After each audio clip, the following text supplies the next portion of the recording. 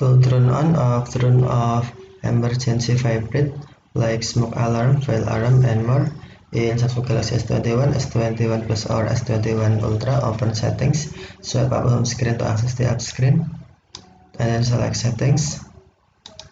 You can also open settings screen from notification panel, swipe down notification panel, and then tap settings icon.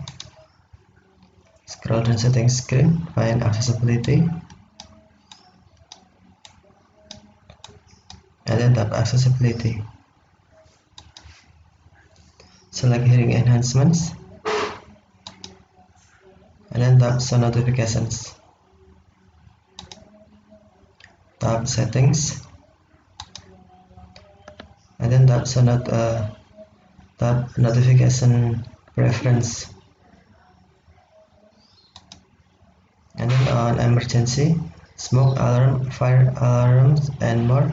Tap vibrate switch until blue to turn on, and then tap switch until gray to turn off.